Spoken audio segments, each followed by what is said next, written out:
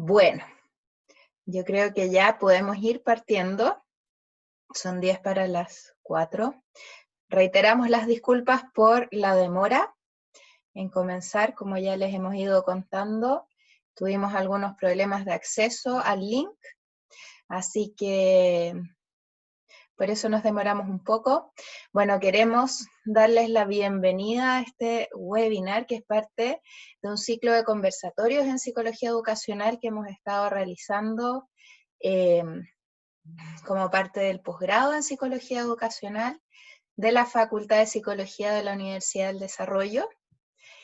Este webinar en particular es parte de actividades que estamos haciendo en relación a un diplomado que es de relación familia-escuela, ya que va a parte en septiembre, y la idea es que puedan ir conociendo un poquito las temáticas. Nuestro expositor de hoy, Gonzalo Gallardo, es profesor de este diplomado. El objetivo de este diplomado es conocer y analizar, por una parte de manera teórica, la complejidad de la relación que existe entre las familias y la escuela, pero también poder conocer estrategias y desarrollar herramientas para poder ir fomentando y potenciando esta relación, que se generen mejorar las relaciones entre las escuelas y las familias. Así que no les quito más tiempo, les presento a Gonzalo entonces y espero que disfruten mucho este webinar. Lo último, como les contaba, ustedes están con los micrófonos silenciados, ya que esa es como la función de webinar, pero yo voy a estar atenta acompañando todo el tiempo a Gonzalo para ir viendo el chat y la función que aparece abajo al lado del chat de preguntas y respuestas. Entonces yo voy a estar atenta a ir leyendo ahí todos los comentarios. Me alegra mucho, de hecho ya los he estado leyendo, veo que hay personas de distintas partes de Chile. Eso es algo súper positivo de poder hacer estas actividades de manera online. Así que no se preocupen por no poder hablar, lamentamos que no sea así, pero como son hartas personas, es mejor hacerlo de manera escrita y yo voy a estar atenta. Así que bienvenidos y te dejo la palabra, Gonzalo. Hola, gracias por la invitación a Fabiola y todo el equipo de la Universidad del Desarrollo que están organizando este espacio de encuentro que en este contexto se está realizando de forma digital. Bienvenida a la gente de Temuco, de Viña del Mar, que estaban saludando ahí en el chat. Hay más personas, pero van entrando y van sumándose a este espacio que está recién comenzando. Les voy a contar la idea de presentación, o la sinopsis, digamos, de lo que preparamos en relación a lo que vamos a hacer hoy día. Primero, una muy breve como referencia de dónde surge esta presentación, un poco para que conozcan algo del trabajo que he realizado, desde cuáles fuentes he ido construyendo una suerte de enfoque relacional específicamente orientado a la relación familia-escuela, y que ha desembocado también en materiales, que son lo que al final les voy a comentar, que son materiales de libre descarga, que son del Ministerio de Educación y de UNICEF, la última versión. Entonces ustedes los van a poder bajar y van a poder ocuparlos, pero adaptarlos al contexto COVID, que va a ser parte nuclear de la discusión o la conversación de hoy día. Primero, para mí es importante siempre hacer una visita a la historia de la relación escuela-familia, desde donde surgen estos movimientos o ideales de hacer cosas como reuniones de apoderados, entrevistas con la familia. Tiene una historia, y una cierta tradición con distintos enfoques o fuerzas dentro del sistema educativo. Entonces es importante visitarlo. Y sobre eso, el impacto de este fenómeno mundial que estamos experimentando, que es la pandemia, que nos tiene a ustedes en algún lugar en sus casas, nosotros también en mi casa, pero juntos hoy día en esta instancia. Después algunas referencias de por qué involucrar a las familias con la escuela, y de ahí una explicación del material. Yo creo que vamos a alcanzar en el tiempo que tenemos, quizá me tenga que apretar algunas cosas, y va a haber instancias de preguntas en distintos momentos de la presentación. Diría que también vamos a dialogar de esa forma, este es un formato en el que el chat es en la vía de comunicación y Fabiola va a ser quien va a ir comunicando y interrumpiéndome también si es que algo no se entiende o si dije algo y ustedes dijeran, ¿podría repetirlo? No hay problema, le dicen a Fabiola y Fabiola me dice a mí y hacemos lo que corresponda. Entonces, vamos, ¿de dónde surge esta presentación? Un poco el recorrido, el camino, tiene que ver con mi recorrido laboral. Yo, el año 2006, 2007 estaba trabajando en Valora, UC, y tuve que escribir un documento sobre familia escuela y después en 2007 también empecé a trabajar en UNICEF, parte de mi práctica profesional y luego trabajé hasta el 2010 y hasta el día de hoy sigo trabajando en distintos proyectos de la UNICEF. Y en ese marco estuvimos trabajando en Conchalí, porque hay una línea de investigación que se estuvo desarrollando en el 2004, el 2005 en escuelas en Chile, que es el de las escuelas efectivas en contextos de pobreza. Ese era como el camino, o la línea. ¿Cuáles eran las escuelas que tenían buenos resultados en contextos donde, comparadas con otras escuelas de las mismas circunstancias o condiciones que no tenían los mismos resultados académicos? Y dentro de los distintos elementos que salían como cosas que esas escuelas hacían y que eran importantes, uno era el tener algún vínculo con las familias de la escuela. Entonces de ahí surgió una línea de trabajo en Conchalí con las escuelas municipales y con 50 profesores jefes fuimos elaborando material para los profesores jefes. Y que ese material después se instaló en la comuna, después en otras escuelas en Chile, y después se difundió y está abierto también. Esa fue la primera versión de un material que es lo que les voy a mostrar al final, la última versión, que es la cuarta edición ya, que es en el 2016. Em, por trabajar en UNICEF me tocó visitar Conchalí, Los Andes, Maipú, impulsando proyectos de familia escuela. Después trabajé también en el Ministerio de Educación en 2015, en Talca, Arica, Antofagasta, en Maule, visitando escuelas, trabajando con supervisores del Ministerio de Educación, viendo cómo podemos fortalecer desde la escuela y con la experiencia y la particular sabiduría que está en cada contexto y de cada territorio, la relación con las familias. También con la Fundación Focus me tocó trabajar en Vallenar, Coquimbo y la región metropolitana, promoviendo un programa específico que lo financia o lo sostenía la Fundación CAP. Y desde en el ámbito de la academia, en la Católica y en la Alberto Hurtado estaban diplomados y postítulos asociados a familia escuela. Trabajando en específico en Alberto Hurtado con Verónica Gavins, que ahora está trabajando en la Finisterra, en el Centro de la Familia, haciendo investigación también, investigación de relación familia-escuela y moviéndonos también a ver cómo se producían los sentidos de la relación familia-escuela en contextos de colegios privados.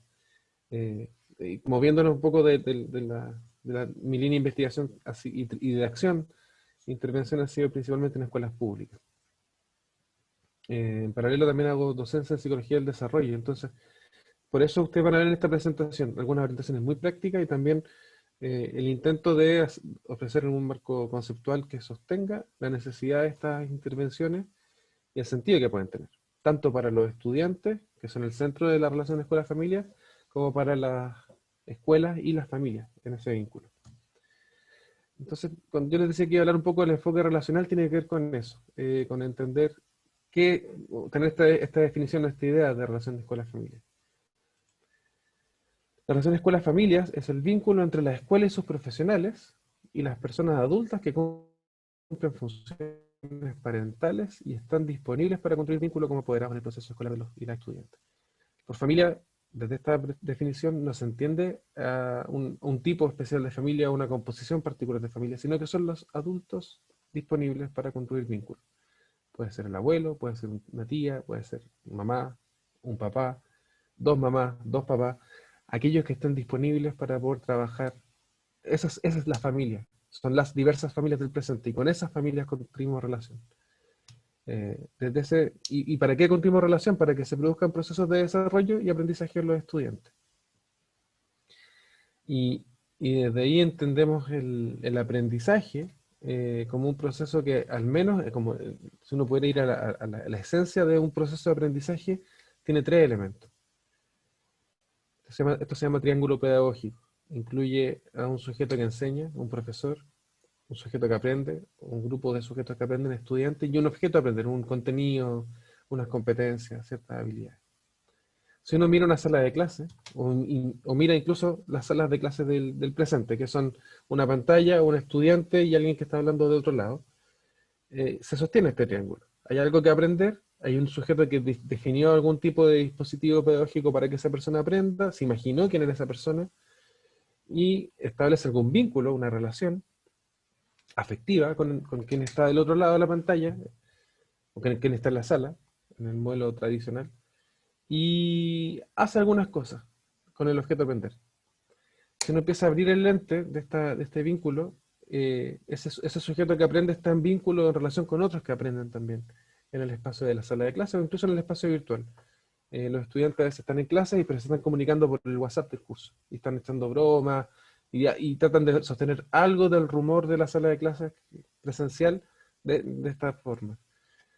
Si uno mira un poquito más abriendo el campo, como estos son como lentes que uno va abriendo lentes, y mira a la escuela como sistema, se va a encontrar que hay distintos sujetos que enseñan, que tienen relaciones dispares entre ellos, que no son iguales entre sí, y que tienen también posiciones diferentes respecto al ámbito específico que estamos hablando, que es la relación con la familia. Y hay algunos que son los profesores jefes que se vinculan con los cursos, y otros que tienen relaciones más distantes con la familia, pero que influyen en lo que pasa en las familias porque envían tareas, hacen anotaciones, dicen cosas sobre los niños y las niñas que después las familias tienen que hacerse cargo de esa información, procesarla y ver qué hacen en razón de eso con los niños. Y están las familias, que son como el entorno de la escuela, y son diversas familias. Y con todas esas diversas familias la escuela tiene que establecer algún tipo de relación o proponer distintas formas de relación. Estas familias se vinculan con la escuela a través de lo que la escuela proponga.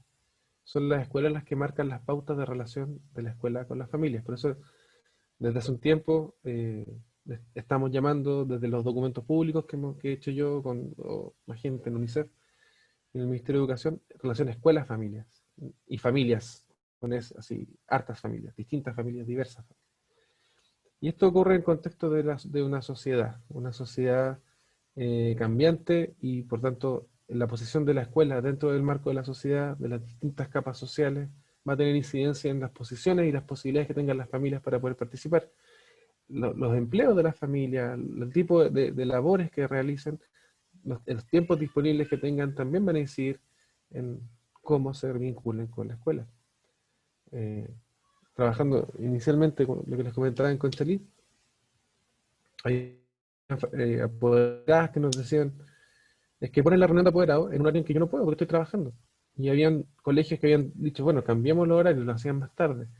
Pero muchas de las familias trabajaban en horas de la noche haciendo aseo en empresas, en edificios del centro. Entonces, a la hora que la escuela pensaba que las familias podían participar, tampoco podían participar. Entonces, ¿cómo se buscan mecanismos para poder llegar a las diversas familias que están en un contexto social que no está necesariamente orientado a permitir la participación de las familias en la educación de sus hijos? Está orientado a otras cosas. No es prioridad el desarrollo de los niños, que es lo que está al centro, digamos, que es con lo que partimos. Los niños, aquí en el punto del triángulo a la izquierda. Esta relación entre familia y escuela es para que los niños se desarrollen. Y está el ámbito internacional y de distintos contextos, y ahora podemos ver que el contexto de pandemia, que es algo fuera, muy lejos, en lo que siempre uno dice, no, está del otro lado del mundo. Y me acuerdo de dibujos animados que empezaron a hacer un hoyo para llegar a China. Como no, está del otro lado. Desde allá llegó esta pandemia y nos tiene a nosotros y al mundo con las escuelas cerradas. No todo el mundo está con las escuelas cerradas, pero muchos países están con las escuelas cerradas todavía. Este es como el enfoque general, digamos, como pensar que estas relaciones son distintas relaciones sociales que inciden en desarrollos individuales, que son los de los estudiantes.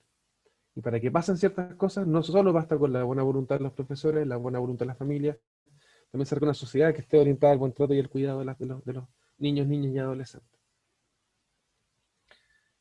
Pero en esta ocasión, el foco de nuestra presentación va a estar en este ámbito, en la relación familia-escuela. Y en lo que sigue, vamos a hablar de estos tres niveles, digamos. Elementos en estos tres niveles, algunos de estos elementos. Algunos elementos a nivel del Estado de Chile y de los gobiernos, del Ministerio de Educación, y en ese sentido las políticas públicas ligadas a relación familia-escuela. A nivel de familias, vamos a hablar de algunos procesos psicosociales o de desarrollo de relaciones intergeneracionales para poder entender por qué es importante la relación familia-escuela, y a nivel escuela, sobre gestión escolar, eh, la gestión del aula y el rol del profesor jefe está orientado al material, que es lo que al final de la presentación les voy a compartir, y Fabiola les va a compartir por el chat un link de descarga de los materiales. Eso es para los que se queden hasta el final. ¿Cuántos van? Somos 100. Bien.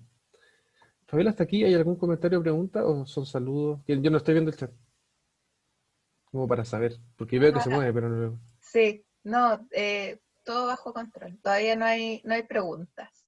Perfecto. Voy a compartir el link ahora en este momento. Para que estén Bueno, vale, entonces vamos con la breve historia de la relación escuela-familia. Una breve historia, son más de 100 años de historia, pero, pero es importante porque son distintas posiciones que ha tomado esta relación en la historia, y un ejemplo no sé, una idea, una imagen que yo uso para poder pensar en esto es que si uno mira el sistema escolar desde el presente, se queda como con, si esto fuera una torta de panqueque, se queda con la capa superior de la torta de panqueque. Pero para poder entender por qué tiene esa forma, la capa superior, hay que hacer un corte y mirar como las capas tectónicas en las cuales se sostienen las prácticas que se están desarrollando hoy día en el presente. Allá por el año 1861, cuando no había instrucción primaria obligatoria en Chile, ahí estábamos sosteniendo la República, y parte de los ideales de los hermanos Monategui, por ejemplo, cuando hablaban de educación en Chile, decían la escuela tiene que ser el motor que transforme los ideales civilizatorios de la cultura chilena para que decidan y cada ciudadano se convenza de que sostener la república es mejor que sostener la monarquía. Estamos hablando del comienzo de... Y ya en el año 1861 habían visitadores de escuelas primarias, que son quizá el equivalente a los supervisores del Ministerio de Educación hoy día. Y ellos dejaban notas que se permitían ir construyendo una idea de el tipo de educación que estábamos construyendo. Y como ustedes pueden leer aquí, este visitador dice: siento no poder decir otro tanto respecto de los padres de familia en general, la indiferencia con que muchos de estos miran aún la educación de sus hijos, principalmente aquellos que corresponden a las escuelas del campo. Ese es todavía el más poderoso obstáculo que se presenta aquí para la difusión de la instrucción primaria. Había que educar, había que educarse, queríamos una sociedad que empezara la lógica iluminista que orientó también la independencia. Está alfabetizarse, aprender a leer, escribir, ilustrarse. Y está esta queja de este visitador de que los padres de familia no entienden, no lo valoran, no tienen un aprecio particular por la educación. El año 1920, un 26 de agosto, o sea, ya se cumplieron 100 años de esto, se promulgó la Ley de Instrucción Primaria Obligatoria y Gratuita. Esta fue la primera vez que el Estado de Chile le dice algo a las familias. Le dice: manda a su hijo al colegio. Y si no lo manda, cárcel. Aunque esa pena de cárcel por no enviar a los hijos nunca no llegó a aplicarse del todo, en parte por la dificultad de fiscalización y en parte por la opinión general de que era inviable exigir a los padres que enviasen a sus niños a la escuela. Y era inviable porque los niños trabajaban. Los niños eran mano de obra muy barata. Hasta al día de hoy sigue habiendo trabajo infantil, lamentablemente, en distintas partes del mundo y en Chile también. Pero para el 1910, 1920, hay testimonios y registros de cómo en Chile teníamos trabajo infantil. Me imagino que ustedes conocen el libro Subterra de Baldomero Lillo. Ahí se grafica claramente como un minero en la compuerta número 12 le dice a otro minero: oye, hombre, ese niño es muy chico todavía para entrar a la mina. Tiene 8 años, 9 años. El minero le dice: sí, pero es hijo de minero y hay más bocas que alimentar en casa y le toca trabajar, es lo que le toca. Y el movimiento por la instrucción primaria obligatoria, movimiento impulsado en parte, por ejemplo, por gente como Gabriela Mistral, desde su rol como educadora, estaba orientado a que los colegios fueran un espacio para el desarrollo de la infancia, porque la infancia como espacio de desarrollo no existía. Los niños trabajaban a muy temprana edad. Esto avanza entonces el primer mandato de la escuela a las familias es mándenos a sus hijos, pero no es vinculémonos con usted. Es mándenos a su hijo, nosotros nos hacemos cargo. Pero usted no tiene que participar, tiene que cumplir con esto mínimo. Esto hasta el año 28. El año 28 hubo un grupo de profesores chilenos que se fueron a Estados Unidos, se formaron con la línea de la escuela nueva, impulsada por John Dewey, que es orientada a la democracia, y, y a la construcción de comunidades. Y empieza a surgir una palabra que hasta el momento no existía en la historia, así como desde una política, que quería construir esta idea de alianza. Queremos que la escuela sea aliada a la familia, dicen. Queremos que la obra de la educación sea un producto de la escuela, constituyen comunidad. Si los padres no se dan cuenta del rol que les toca desempeñar en esta reforma, sus resultados serán dudosos. ¿Cómo puede un padre o una madre colaborar con los maestros si no visita la escuela, si solo va a matricular a su hijo? Queremos que este distanciamiento termine para siempre. Este movimiento de reforma escolar novista duró poco tiempo, pero instaló ciertas ideas. Instaló la idea de los liceos experimentales, de las escuelas integradas, de la construcción de una comunidad escolar donde los hijos del obrero, los hijos del empresario se encontrarán porque es una escuela pública. En el año 1930 se establecen o se crean los centros de amigos de las escuelas, que van a ser el germen de los centros de padres y apoderados del año 43. En el año 65 se promueve la participación activa de la comunidad escolar a través del desarrollo de centros de padres y apoderados y microcentros de apoderados por curso. En el marco del año 65, el gobierno de Frei, la reforma educativa estaba buscando construir tejido social, bases para la democracia y el progreso, y la modernización del país. Entonces, la construcción de un tejido social fuerte que sostuviera la actividad escolar y permitiera el avance en este sentido era súper relevante. En el año 67 se establece la personalidad jurídica de los centros de padres para poder tener más independencia también en su gestión respecto a los sostenedores o las escuelas. Todas estas cosas existen ahora y es como, bueno, centro de padres, obvio que tiene que... No existían hasta hace unos tantos años, con la fuerza que pueden existir ahora. En el proyecto de la Escuela Nacional Unificada, que no se llegó a ser aplicado en el gobierno de Allende, se hizo un diseño de trabajo de participación organizada popular más fuerte, creando dos organismos específicos, que son organismos que reflotan en los últimos gobiernos de la concertación, que son los consejos de la comunidad escolar,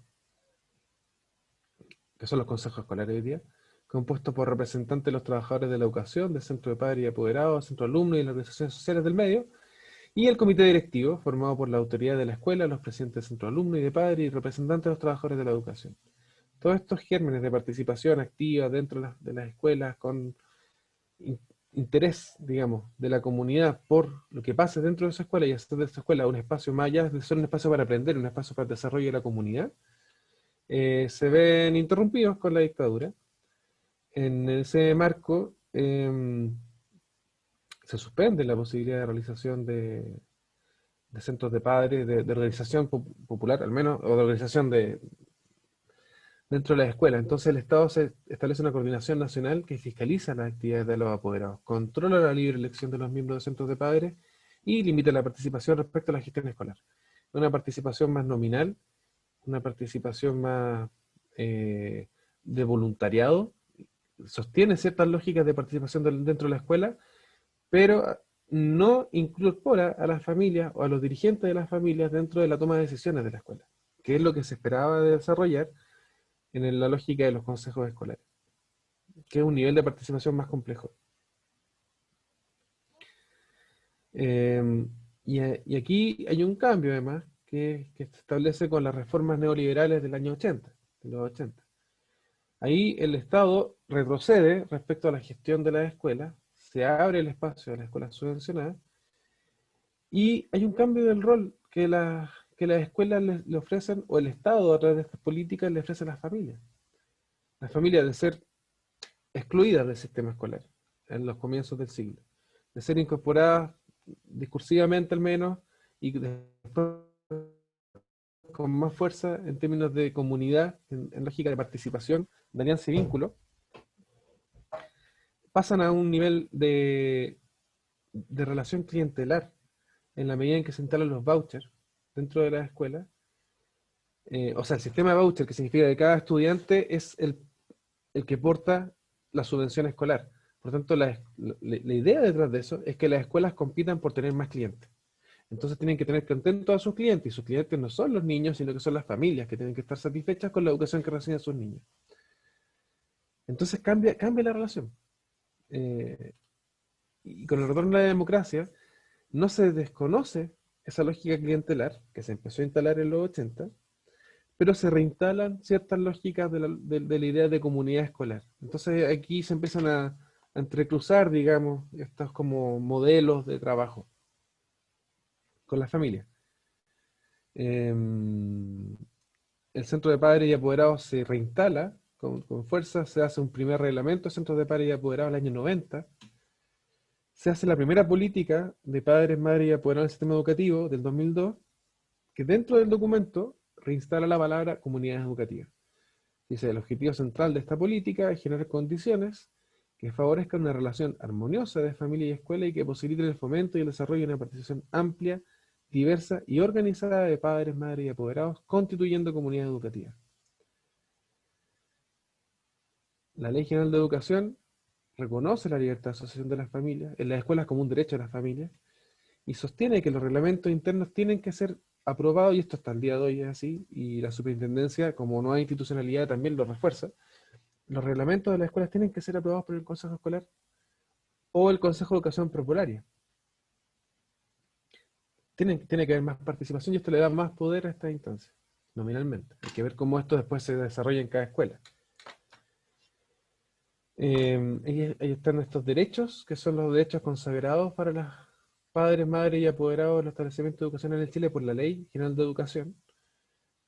Corresponde a los padres, madres y apoderados el derecho y el deber de educar a sus hijos. Ellos tienen el derecho a ser informados, a ser escuchados. Vendría a ser como información, consulta, participar y asociarse, son los dos niveles más altos de participación. Derecho a participar tanto de manera individual como a través de asociaciones libres de madres, padres y apoderados, por ejemplo, pero no exclusivamente el centro de padres y apoderados. Ese es como el modelo típico, pero hay escuelas que tienen grupos de voluntariado, que son otras formas de asociación libre, que están invitadas a ser parte de las comunidades escolares. Derecho a conocer el funcionamiento del establecimiento, a ser escuchado y aportar al desarrollo del proyecto educativo. Una lógica de accountability que también se vincula con una lógica clientelar, hay como tensiones cruzadas. Entonces, en el presente, este presente antes de la pandemia, pese al incremento de posibilidades de participación, no se ha modificado la lógica del sistema clientelar, y esta lógica convive con proyectos educativos que son más comunitarios o más excluyentes. Hay proyectos educativos o escuelas en las que yo me ha tocado acompañar o visitar, que nos dicen, no, nosotros decidimos que las familias van a estar de la reja para afuera. No queremos que se metan dentro de la escuela, y nosotros nos metemos en las familias. Nos mantenemos a distancia y estamos todos bien. Otros dicen, no, queremos formar comunidad, queremos que ellos vengan, hacemos actividades para las familias, otras actividades para formación de las familias, otras actividades para esparcimiento de los grupos familiares. Y la lógica clientelar sigue instalada. Y, por ejemplo, en 2010, con la instalación de los semáforos que describían el rendimiento SIMS de la escuela, entonces orientaban la demanda, sigue siendo un elemento que está ahí presente. Incluso el mismo sistema de admisión escolar actual, que las familias tienen que ir buscando información, tienen que descargar los proyectos educativos, tienen que explorar, tienen que las escuelas mostrar alguna forma de atractivo para que las familias las elijan, asumiendo el derecho de las familias de elegir la educación de su hijo. Esta posición de cliente que se ha sostenido y que se cruza con la lógica comunitaria en este otro material que está disponible también en ese link que está allá abajo en la presentación, lo pueden buscar. se hace una revisión de procesos de mejora escolar, que es distinto a lo que dije al comienzo, que son los procesos de instalación de las características de la escuela efectiva en una escuela que no opere de esa forma. Aquí lo que se busca es cómo se construyen trayectorias de mejora. Y se dice que la lógica clientelar no favorece la construcción de una alianza positiva familia-escuela, porque en la construcción de alianza, de colaboración, de confianza, de sentir que están avanzando en función de un sentido común, de objetivos compartidos, requiere un modo más global y afectivo de vínculo que la mera relación instrumental y distante de un cliente que quiere un servicio, que son padres que exigen a la escuela que haga su pega, de tal manera que a veces violenta incluso a los profesores porque su trabajo es un trabajo que es muy vocacional, entonces que te hagan sentir que no estás cumpliendo con el servicio o que te traten como, básicamente como alguien que está haciendo algo y lo puedo juzgar porque de mi posición de cliente puedo juzgar lo que tú haces sin conocer de verdad lo que tú haces, tensiona la relación. En el 2017 salió una segunda versión o una segunda vuelta de la política de participación de la familia y la comunidad en las comunidades, instituciones educativas y sostiene 3 áreas estratégicas de acción. Uno, diálogo y colaboración entre los actores educativos. Segundo, apoyo a la formación de los actores para la participación. Y el tercero, la integración de la escuela en la comunidad. O sea, escuelas abiertas, que estén formados los centros de padres y apoderados y los distintos representantes para poder participar efectivamente en la escuela. Y un diálogo permanente entre los distintos actores educativos. Dentro de ese marco del diálogo y el apoyo a la formación está el trabajo directo con las familias que hacen los profesores jefes. Entonces, resumiendo lo que hemos visto hasta ahora, que es la primera parte de los que se vengan sumando, la primera parte de esta presentación era una breve historia de la relación familia-escuela. Si miramos las distintas capas tectónicas, digamos, que en la historia se han ido construyendo respecto a relaciones escuela-familia, uno puede visualizar que existen al menos estas 4 formas de relación. Y algunas de estas permanecen. Y en alguna escuela uno puede ver algunas formas de operar que son mixtas, digamos.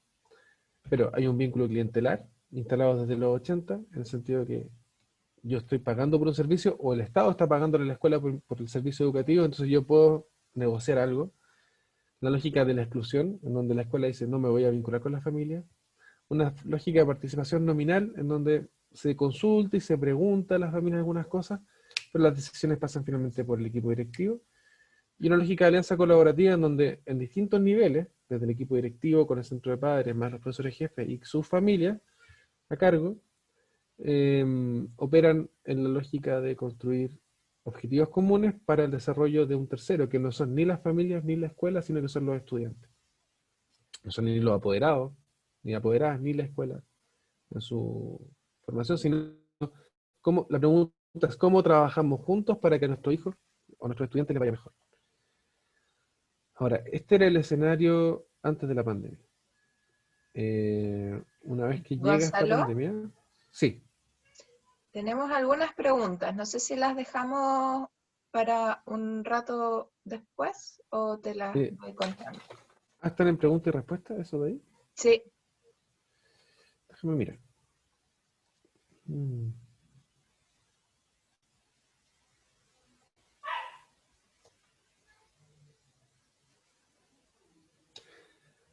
Y ahí, bueno, la pregunta de Jimena Torres es bien interesante. ¿Cómo se aborda el tema de la responsabilidad? ¿Todos pueden ver las preguntas y las respuestas o solo yo?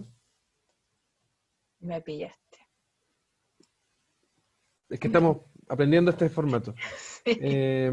Yo les voy a contar. Jimena Torres, que está cursando un diplomado de mediación educativa. Todos pueden verlas, nos soplan por el chat. Ah, buenísimo. Gracias por la respuesta. Excelente, alguien escribió. Todos las vemos. Ya, la pregunta, Jimena, la primera pregunta es ¿cómo se aborda el tema de la responsabilidad familiar en la educación de los hijos si ni siquiera se reconoce como un sistema dinámico y relacional con respecto a la escuela? Ese es un desafío de política en los materiales que hemos ido construyendo con el Ministerio de Educación y UNICEF. Orientamos a que se trabaje desde esta lógica, mirando a las familias como sistemas dinámicos, cambiantes, y cuando la escuela empieza a a transformar su lectura de la familia y trata de adaptar sus prácticas para las familias diversas y no para un ideal de familia que puede tener en mente, entonces pasan cosas mejores. Estoy pensando en la escuela de Rancagua, católica, que me tocó visitar hace unos años, en que habían hecho me dieron ellos un ejemplo de transformación, porque ellos siempre colocaban para las ceremonias de graduación eh, los asientos para la familia. Se colocaba mamá Juanito, papá Juanito. Pero pasaba que llegaban a esa ceremonia y se podían sentar adelante los dos papás que ya estaban separados hace 5 años y, y las parejas de estas personas que eran partícipes activas de la formación escolar de los niños o de las niñas, no podían estar ahí adelante mirando, no tenían el derecho de compartir un espacio que era importante, simbólico, de la graduación, eh, porque no se ajustaban a las normas que en la mente de la escuela existía respecto a lo que es una familia. Cuando notaron que había como desazón de algunas familias y que esta sensación de exclusión, hicieron un cambio. Entonces dejaron como puestos disponibles para que cada grupo familiar definiera quiénes iban a sentarse adelante. Y ahí eso fue súper agradecido, no solo por las familias, sino también por los niños o las niñas, porque esas personas con las que estaban formando una familia, que es una familia integrada, digamos, con una mamá y un papá adoptivo que cumple el rol parental, más el papá y su pareja, con el cual también tienen vínculo, podían estar presentes y representados en ese momento importante. Entonces, es un cambio de lectura de los sistemas, por eso digo que es importante que baje desde la política y que se hagan, por eso hablamos de escuelas, familias, y hablamos de las diversas familias del presente. Hay distinta evidencia que muestra que las familias modernas, distintas formas de composición familiar no influyen en las trayectorias, directamente en las trayectorias de los estudiantes, más allá de lo que pase dentro de la familia. Lo que quiero decir es que hay estructuras familiares y funciones familiares. Y las funciones familiares de cuidado, crianza, apoyo, compañía, eso es lo importante que necesitamos que ocurra dentro de los grupos familiares. Pero cómo es la composición de esos grupos puede ser diverso. Y cuando la escuela lo reconoce, también gana también más recursos para las reuniones de apoderados, por ejemplo, para los espacios de trabajo. Voy a responder esa. Por ahora déjame mirar un par más. Lo de la segunda pregunta, Jimena, vamos a discutir un poco de eso ahora. Cómo involucrar a la apoderada de la educación remota, porque esta crisis global del coronavirus, que a la fecha cuando tomé esta foto, habían 106 países que todavía no abren sus escuelas, también ha cambiado la relación familia-escuela y nos ha traído una forma de vínculo que yo no había visto en la historia antes al modo que lo estoy viendo ahora.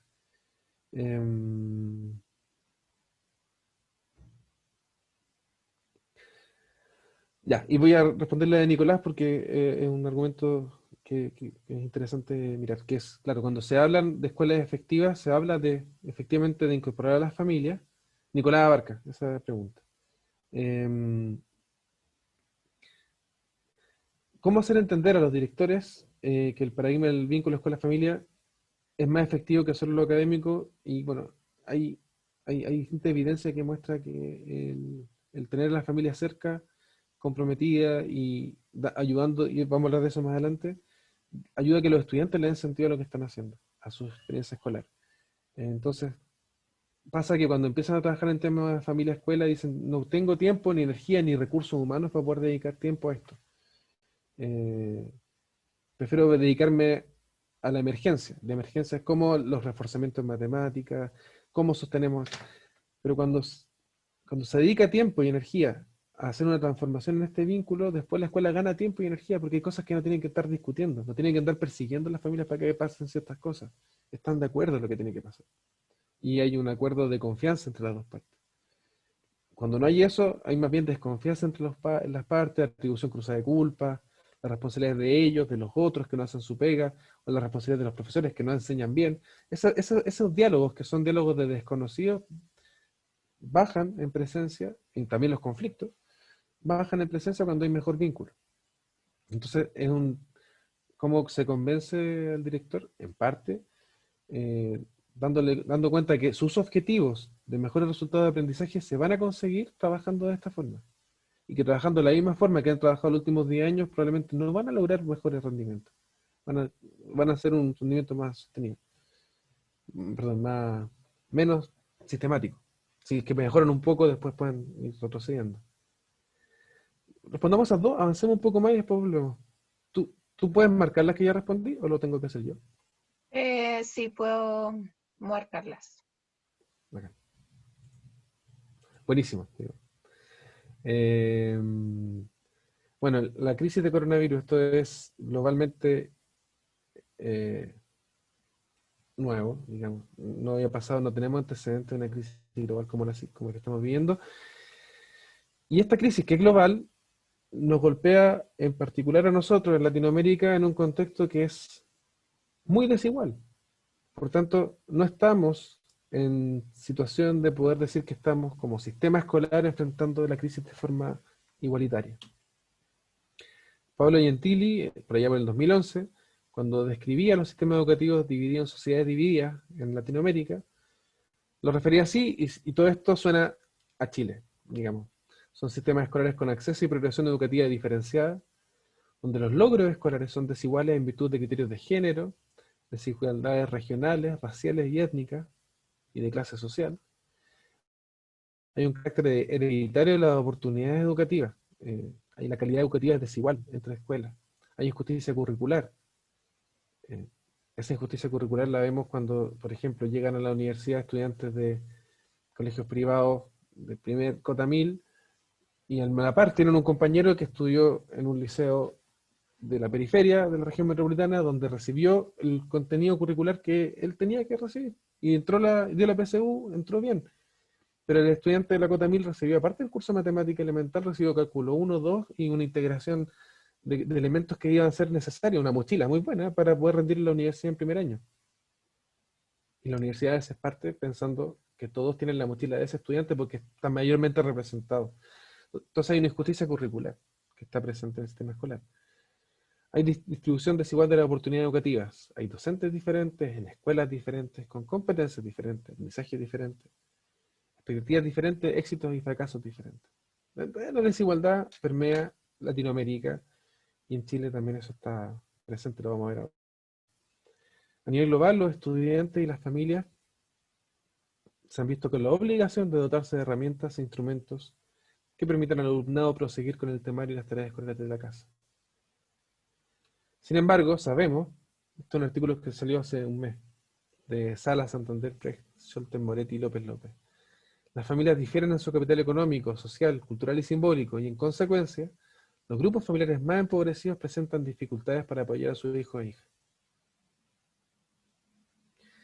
Las trayectorias escolares de los cuidadores se hacen aún más relevantes en condiciones de aislamiento sanitario, lo que profundiza la brecha de desigualdad en el sistema educativo chileno a la hora de mediar en tareas, guías y otros productos solicitados desde la escuela. En una conferencia, parte de las gracias que tiene este nuevo mundo es que uno puede participar de conferencias en distintos lugares del mundo. En una conferencia en Inglaterra, donde Mans Lengua hablaba sobre la experiencia de Sudáfrica en las universidades respecto al coronavirus, ocupó esta imagen, que me pareció muy buena, por eso la tomé.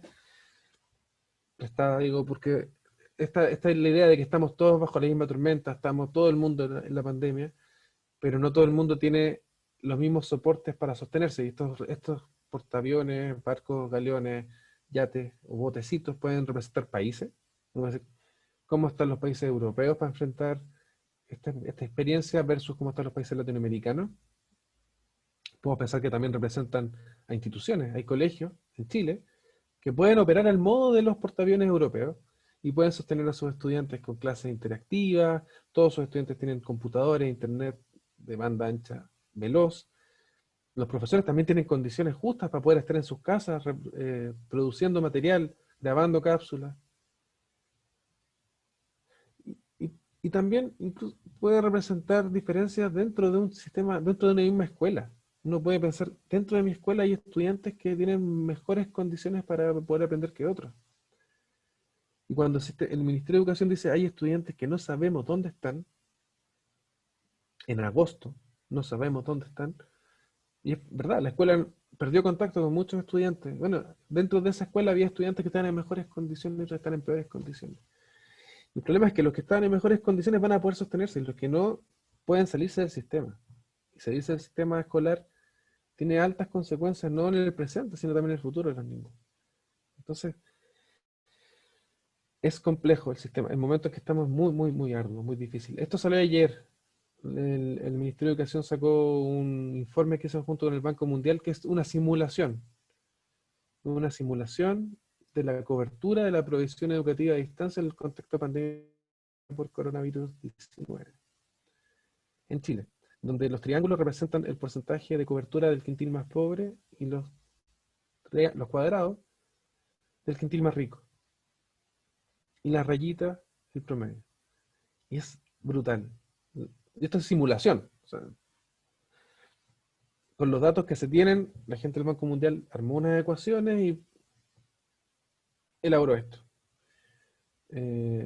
Pero puede ser un buen reflejo de lo que está pasando en un escenario de, vamos a tener más de 10 meses de, no sé cuánto llevamos ya, pero probablemente sigamos con algunas reaperturas parciales en algunos contextos. Rapa Nui abrió, Lanco están trabajando en esa lógica, pero no es la lógica, la posibilidad de todas las escuelas. Y en ese marco, no sé, Aysén, 5% de cobertura de provisión educacional para los más pobres. Atacama, 14%. Ustedes pueden ver el triángulo ahí. Si lo miramos, los mismos datos pero puestos en una tabla, lo que marca la capacidad de cobertura de la provisión de educación a distancia en Chile no es el género en este momento, con esta simulación que hicieron del Ministerio de Educación, no es la nacionalidad siquiera, es la clase social, el nivel socioeconómico. Los que están en el quintil 4 y 5 correlacionan con los que están en colegios particulares pagados, que son el 13% de la matrícula en Chile. Y ellos tienen un 89% de cobertura. En el sistema público, según esta simulación, 27% de cobertura. Entonces, el fenómeno actual es una catástrofe, una crisis lenta, y la relación familia-escuela es una de las herramientas que tenemos como sistema para poder tener las familias incluidas dentro del sistema, a los estudiantes y a las familias dentro del sistema, pero que están en condiciones súper desiguales. Entonces, en este marco tenemos algunos niños y niñas que están pudiendo sostener y tratando de mantener el vínculo con los profesores. Tuve la oportunidad de estar en diálogo con jóvenes de liceos de San Felipe y Los Andes. Nos juntamos con más de 100, con un grupo de voluntarios de estudiantes de psicología de la Católica de Alberto Hurtado, y agradecían a sus profesores. Y tenían los niños y adolescentes, mucho miedo de volver a clase, mucho miedo por enfermarse ellos y mucho miedo por enfermar a sus abuelos, a sus viejos. Algunos decían, no tengo ganas de levantarme, me levanto y partí con ganas, pero ya me quedé atrás, esa sensación de me quedé atrás, y no puedo, y la familia no te puede apoyar en eso, porque tampoco tienes los conocimientos que el colegio te está exigiendo. En conocimientos muy específicos, son formación técnica agrícola, ¿cómo aprendo esto? Junto a esto hemos visto algunas imágenes de las familias que se están dando vuelta, y las familias que han logrado sostenerse y han logrado sostener el espacio educativo. Mantenemos la luz prendida de las salas de clase en algunos contextos. Está a costa de mucho desgaste para la familia. Al parecer, esto no tenemos tanta evidencia todavía. Entonces yo tengo estas imágenes que fui sacando de internet buscando como representaciones humorísticas algunas, como esta, de un escritor que es Daniel Villalobos, que pregunta con una foto de Mad Max, así como le ha ido a educar con los niños de casa estos meses, que es trabajo.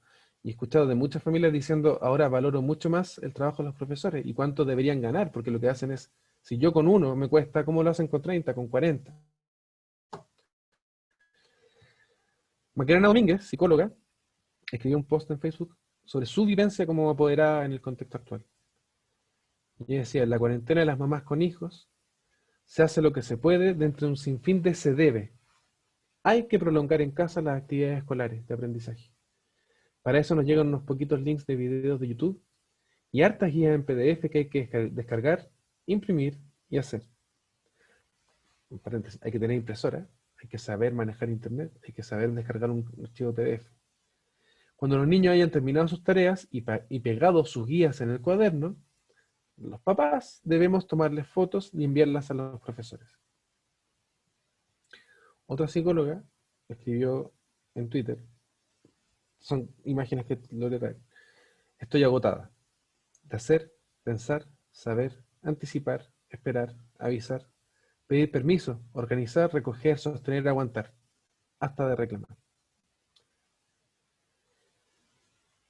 La relación familia-escuela en el presente de crisis social y sanitaria implica que tomemos más conciencia de las condiciones de materialidad, las diferencias en capital cultural de las familias, así como el agobio parental y el modo en que los enfoques hiperresponsabilizadores y culpabilizadores de padres y madres no aumentan, lo que profundiza además las brechas de desigualdad del país.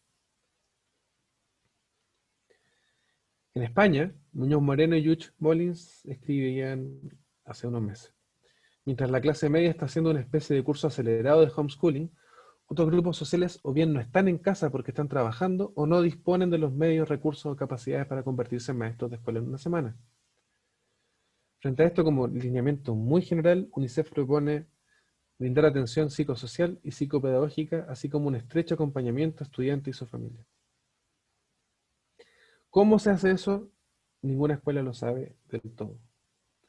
Y los ensayos que se ven reflejados también en los testimonios que traje, nos muestran que los tipos de relación familia-escuela que conocemos, le hablamos de vínculo clientelar antes, de alianza colaborativa, de exclusión o participación nominal, también han tomado una forma novedosa que es la relación de supervisión y control, que tiene la lógica del funcionamiento de las escuelas dentro del sistema escolar. Cada escuela depende de un sostenedor, los sostenedores son observados, sean sostenedores privados o públicos, por la Superintendencia de Educación Escolar, son apoyadas por la Agencia de Calidad, son orientadas por el Ministerio de Educación. Y tienen que dar cuenta. Los profesores tienen que dar cuenta al jefe UTP, el jefe UTP al equipo directivo al sostenedor. Y esa relación piramidal y jerárquica que predomina en las escuelas se está introduciendo en la lógica de supervisión y control dentro de las casas, donde los padres tienen que dar cuenta, al menos en la imagen que nos proporciona Macarena Domínguez, de que están haciendo la pega, de que están haciendo las tareas, de que están cumpliendo con lo que la escuela les pide. Probablemente desde que esto comenzó hasta el momento actual han habido ajustes en las escuelas y ojalá que estén avanzando de esta relación de supervisión y control que fue la primera, como el primer movimiento automático que tomaron las escuelas respecto a las familias que pudieron alcanzar para que se sostuvieran dentro del sistema escolar, vayan avanzando a una lógica más de alianza colaborativa o de participación, aunque sea nominal, de discusión, de conversatorios, ver cómo estamos, qué se puede hacer, que haya diálogo entre las familias que compartan experiencia y aprendizaje y no sea ese espacio del grupo de WhatsApp donde es más bien como un cacareo de discusión y queja. Espacios de escucha y de encuentro entre las familias son necesarios y que ojalá la escuela los convoque. Pero las escuelas están ensayando distintos movimientos para poder sostener la relación con las familias. Y profesores y familias y estudiantes están muy cansados en el tiempo presente y angustiados, y algunos ya se desistieron de la experiencia educativa. Entonces, aquí hay desafíos importantes y que como sistema escolar tenemos todavía agosto, septiembre, octubre, noviembre y diciembre para hacer algo en torno a ello, y no sabemos si el 2021 vamos a seguir igual. Entonces hay que aprender todo lo que se pueda de este momento para avanzar. El tiempo pasa rápido. Entonces, aquí venía otro momento de preguntas. Esa es la foto del presente. Les mostré cosas de ayer. O sea, estamos aprendiendo día a día de esto, y lo que no tenemos en el sistema de educación, y sí se tiene en el sistema de salud, se está instalando en un sistema de trazabilidad, de saber quién se contagió y con quién se juntó y dónde se movió. No tenemos trazabilidad de los estudiantes. No sabemos dónde están algunos, si están aprendiendo, con quién están viviendo, qué condiciones tienen. Lamentablemente, de los que menos sabemos es de los que más necesitan. Esto es como una parte de lo que queríamos conversar hoy día. Entonces, podríamos tener un rato de preguntas y después avanzo a la parte del material, quizás, para que alcancen a escuchar eso, porque es un material que se hizo desde el Ministerio de Educación y UNICEF con el objetivo de promover relaciones con las familias en línea de la alianza efectiva o alianza colaborativa, pero no en contexto de pandemia. Entonces es un material que tiene que ser ahora adaptado, pero puede ser útil tomarlo en cuenta para pensar actividades desde el presente. Fabiola, tú dime algunas preguntas, por favor. Te digo algunas preguntas.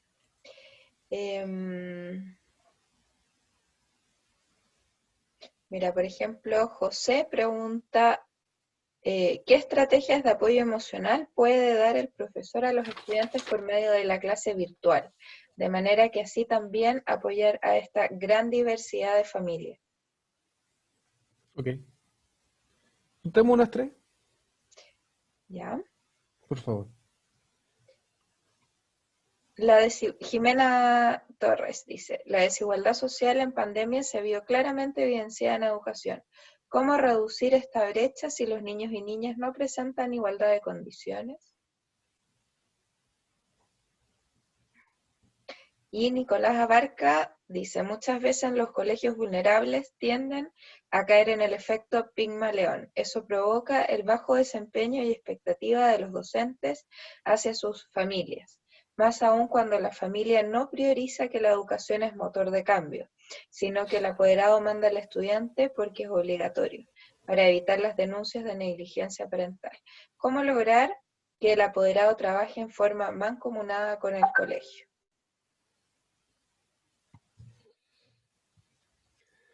Ya. Voy a partir por la primera, que es las estrategias de apoyo emocional. Creo que deben existir muchísimas. Lo que nos comentaron los estudiantes de San Felipe de los Andes es que valoraban mucho espacios de conversación en donde se les preguntara, y, perdón, y también hicimos un conversatorio con estudiantes de doctorado, y lo notable es que decían cosas muy parecidas. Eh, Quieren reconocimiento en el sentido de que yo, un humano que te esté diciendo, cuéntame cómo estás, qué te ha pasado, cómo te puedo ayudar, y que la sensación que tenían en ambos lados, son formaciones súper distintas, formación técnica, escolar, de enseñanza media y formación de doctorado en una universidad selectiva. Es que, claro, lo que se ha sostenido y lo que fue el primer semestre fue sostener las clases. Hagamos que pasen los aprendizajes o que pasemos la materia que tenga que pasar. Pero poco reconocimiento a las personas que están aprendiendo. Y la educación es mucho más que aprendizaje. Es vínculos, encuentros, para los jóvenes es su momento de juventud y adolescencia. Para los jóvenes que se forman en contextos técnicos profesionales, es su espacio de juventud porque salen con un cartón con el que pueden entrar al mundo laboral después de cuarto medio. Entonces, hay un duelo importante respecto a eso, a lo que se están perdiendo.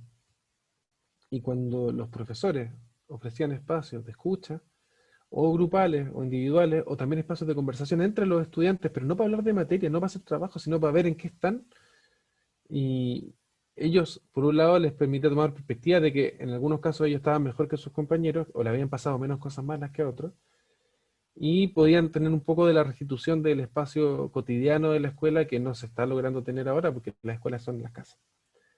Eso, eso en términos de orientación es humanizar los espacios digitales. Eso es desde el equipo directivo, los encargados de convivencia, hay mucha gente pensando y trabajando en esto, entonces eh, estoy seguro que van a aparecer buenas estrategias que se puedan compartir.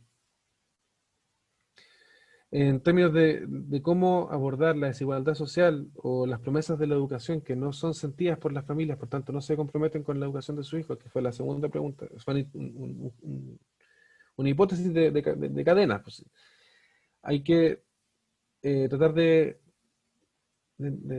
buscar soluciones para la educación que no pasa solo por educación. El problema es general y las salidas laborales, las estrategias, quiere decir, cuando las familias están en cuarentena en sus casas, los empleadores no necesariamente validan que están cumpliendo más de una función ahora en casa que las que cumplían antes. Entonces, no hay unos, cuando decía antes, si hay una sociedad orientada al desarrollo y al cuidado de la primera infancia y los adolescentes, está en esa línea. El modelo de trabajo, de gestión de personas, eh, ve más bien como un problema que alguien tenga cargas familiares a que sea como alguien que está haciendo un trabajo súper importante para las generaciones futuras. Entonces, levantar esta información, denunciar la desigualdad y trabajar en los distintos territorios por hacer soluciones específicas para cada localidad son caminos de acción. En ese sentido, los organismos que tienen trabajo territorial directo, como son los municipios, tienen mucho que hacer y ya están haciendo mucho para reconstituir tejido, reconstituir las oportunidades de los estudiantes y también poder saber dónde están. También están los servicios locales, que son una nueva figura que se instaló en Chile para la educación pública, que están trabajando. Y nombro estos dos ámbitos que son públicos porque es lo público en Chile donde está la mayor desigualdad respecto a los subvencionados y los municipios, los privados. Entonces, es ahí donde requerimos también poner más atención. Ahora, cada uno de ustedes, donde estén trabajando, tiene la posibilidad de visualizar estas necesidades y activar canales de solidaridad con otras escuelas, con otros profesores, hacer conversatorios que pueden ser con distintos colegios, que se junten jóvenes en distintos espacios. Eh, Digo, en este escenario todos tenemos responsabilidad y cada uno desde su posición va a poder hacer algo, sosteniendo este año. Y terminemos este año escolar como lo terminemos, pero tratando de que no se nos quede ningún estudiante atrás, que es lo que está pasando. Y ya veremos, porque el tema de aprendizaje de contenido, los contenidos que no se aprenden este año, se van a poder aprender después, de alguna forma. Eh, Se pueden concentrar unidades. Si estamos en las salas de clase, vamos a poder hacer algo quizá mejor, pero incluso ahora las salas de clases que se están abriendo son salas de clases con menos estudiantes. Entonces, es todo un proceso de aprendizaje que estamos viviendo como sociedad, las familias, los profesores, los colegios, los sostenedores y los estudiantes. Y escuchar a los estudiantes, porque lo otro que puede pasar es que si la familia, la lectura de la escuela es que la familia no está comprometida con la educación de sus hijos, pero puede que la familia no tenga ninguna esperanza en la educación que está recibiendo el hijo, o no tenga posibilidades. Hay muchas familias que tienen mucha esperanza en la educación, pero sienten que el sistema educativo les ha dicho desde antes que ellos no saben, que ellos no pueden. Entonces, no se involucran para no volver a recibir la herida de sentirse menospreciados por un sistema escolar del cual salieron tempranamente. No terminaron el colegio.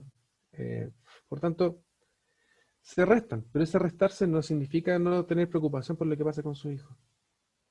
Entonces, cuando hablaba al principio de que hay diversas familias, también hay diversas posiciones subjetivas de los grupos familiares respecto a la educación y, y no podemos generalizar por qué un grupo está presente o otro grupo no está presente. Y ahí el trabajo fino es del profesor jefe, que desde su posición, con un curso a cargo, puede ir sondeando y construyendo la historia de cada una de las familias con las que te toca trabajar, buscando así tener algunas estrategias generales para llegar a todos sus estudiantes y estrategias más específicas para los que requieren más apoyo. Porque al Gonzalo. final, perdón, solo para cerrar esta idea, porque al final del día lo educativo, y por eso lo relacional es importante, pasa por las políticas nacionales, los proyectos institucionales importantes, pero pasa finalmente por las personas que están haciendo y sosteniendo la actividad educativa. Ustedes como profesores, los niños que están aprendiendo, los padres que están ahí acompañando y diciéndoles, tal, estudia, mantente aquí adentro, haz tus tareas. Eh, Se requiere que cada uno haga algo y todos podemos hacer algo en ese sentido. Sí, Fabián. solo quería hacer dos comentarios. Uno que Isabel Chacón comenta en el chat, esta situación de cómo rescatar a los niños en el fondo que están fuera del alcance de la tecnología, un poco en la línea de lo que estabas diciendo tú. Y también en la misma línea de lo que estabas comentando, Damari Zavala señala como, si bien los estudiantes de todos los niveles son importantes, ¿qué nos recomiendan respecto a los cuartos medios? Entendiendo que están viviendo un ciclo que no podrán cerrar con los rituales propios de esta etapa. ¿Cómo acompañamos este duelo?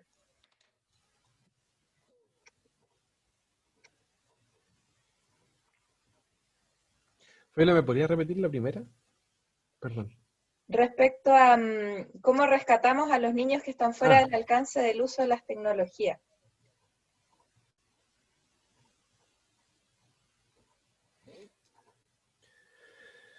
eh, el que está fuera en este momento es el equivalente al que no entra a la sala de clase, el que queda fuera de ese espacio, el que ni siquiera entra al colegio. Me tocó escuchar desde los equipos de una red de los Andes San Felipe lo que los profesores están haciendo. Algunos profesores van a las casas a dejar los materiales, van a dejar las guías, pero arriesgándose ellos. Eh, en- y eso, bueno, es súper noble lo que hacen muchos profesores por llegar a sus estudiantes, pero eso no es una solución de política, una solución práctica que están desarrollando cada uno como en su ámbito de acción. Eh, Hay instituciones y programas como el Hogar de Cristo que tiene proyectos como Súmate, que están tratando de readaptar, por lo que entendí en una conversación con gente del Servicio Local de Educación Pública de Gabriela Mistral, están tratando de adecuar ciertas estrategias que antiguamente, digamos, antes de la pandemia, ocupaban con estudiantes de reescolarización, con los estudiantes que están perdidos del sistema. Y quizá ahí hay una clave interesante, no todo sirve para todo, y eso en educación debería ser como una máxima. No todas las clases van a ser totalmente asequibles para todos los estudiantes, por eso está el genio y el talento de cada profesor que adapta, ajusta, regula, se enfrenta con un grupo específico y sabe qué actividad tiene que hacer para mantener adentro a los que les cuesta más y mantener motivados a los que están más adelante. Eh, Cuando el régimen típico de la escuela, que es la sala de clases donde se espera que todos aprendan lo mismo de la misma forma al mismo tiempo, no funciona con algunos estudiantes, se han construido estas escuelas de segunda oportunidad o sistemas de reescolarización. Y esos sistemas que tienen años trabajando, tienen mucha experiencia. ¿Y qué es lo que hacen? ¿Qué es lo que buscan? Trabajan con grupos más pequeños, tratan de ayudar a construir lazos de sentido entre lo que el estudiante tiene que hacer y quién es, cómo hacer lo que la escuela te está pidiendo que hagas, te va a ayudar a ser quien tú quieres ser. Pero es un trabajo mucho más fino. Entonces, primero hay que identificar dónde están, contactarlos, llegar a esas personas y revincularlos con el ámbito escolar. Eh, y en esa revinculación, como, pienso ahora en voz alta, pero no una respuesta que yo tenga totalmente. Por eso la presentación se llama apuntes, pues son como ideas que podemos ir tomando y cada uno de ustedes va a poder viendo si le hace sentido o no. Pero buscando hacer con ellos y ellas algún tipo de acción pedagógica que sea distintiva respecto a la tradicional. O sea, el que ya se conectó y se ha mantenido conectado todo el tiempo, vamos a poder seguir adelante con ese estudiante. Pero ese otro estudiante que no se conectó y se desconectó, a veces no quieren volver, porque, por lo menos lo que me comentaban los otros jóvenes, porque sienten que ya perdió, ya quedó fuera. O sea, ya se atrasó, se subió hasta el techo para agarrar señal de internet, no funcionó, chao. Otros están trabajando, porque sus familias perdieron empleo. Entonces, habría que buscar soluciones específicas para esos casos particulares. Y que esas soluciones específicas no signifiquen que repita el curso, sino que se mantenga dentro para poder sostenerse al menos el próximo año con el grupo de pares con el que venía avanzando. Y en ese sentido, cada escuela puede empezar a construir un plan de emergencia específico para los que no están. Y de nuevo, pensando en esta lógica de lo específico y lo particular, efectivamente los cuartos medios son un grupo que está en mayor medida vulnerable en este tiempo, eh, porque además están cambiando la prueba de selección, la PSU ya no es PSU, es PTU, entonces la prueba de transición universitaria, más la incertidumbre, de qué va a pasar con el año escolar, si las notas que han tenido van a entrar en el NEMO o no, si el ranking va a pesar o no. Están viviendo mucho estrés por incertidumbre, en un contexto de incertidumbre. Y quizás lo primero, y un poco por lo que empezamos a hacer estos conversatorios con la gente de San Felipe y los Andes, es acoger, escuchar eso y dar espacio a que entre ellos también encuentren soluciones o alternativas, que no sean una de las soluciones que está circulando entre los jóvenes, que votemos el semestre, o sea, repitamos todos juntos para poder terminar el próximo año todos juntos eh, el cuarto medio, porque es importante, es súper importante para los jóvenes terminar el cuarto medio juntos. Entonces hay que buscar formas alternativas de restituir ese espacio de encuentro, diálogo y ritos. Y esos ritos se pueden construir también de forma digital. O sea, hemos celebrado, todos ustedes han celebrado cumpleaños, han ido a eventos familiares importantes, han despedido familiares ahora de esto, de lo digital. lamentablemente quizás les tocó. Y se puede. No es lo mismo, pero mejor que haya algo a que no haya nada parecido a lo que esperamos que sea. Entonces con los cuartos medios, primero escucharles, darle acogida a lo que les está pasando y darle algún tipo de sugerencia, solución, eh, información clara. Y eso, que la información clara llegue, depende no de los colegios necesariamente, sino de decisiones de otros niveles. Pero por ahora, contener y después avanzar juntos. Para, para cerrar, o sea, esta parte, digamos, quería Sí, sí. compartir un comentario que hace Daisy Hernández respecto a la experiencia que está viviendo ella. Dice, te cuento que en Santo Domingo, quinta región, participo en un colegio municipal con alrededor de 900 estudiantes. Soy psicóloga y desde fines de marzo se implementó un programa con tutores y monitores por curso y grupos de niños y niñas, con el objetivo de realizar esto que comentas tú, seguir fortaleciendo el vínculo familia-escuela. Desde ahí, cada 15 días se llama a cada estudiante, se recogen las necesidades de la familia y se activan las redes. Desde el mismo colegio hay apoyo y contención emocional para todos quienes lo necesiten. Talleres para la familia, siento que ha sido un proceso en donde nos hemos podido sostener todos. Súper interesante la experiencia. Quizás podrías dejar tu correo por si algún colega, en el chat, digo, por si algún colega quisiera contactar, y porque esa experiencia, a ese tipo de experiencia yo iba cuando decía que desde lo local se puede hacer mucho.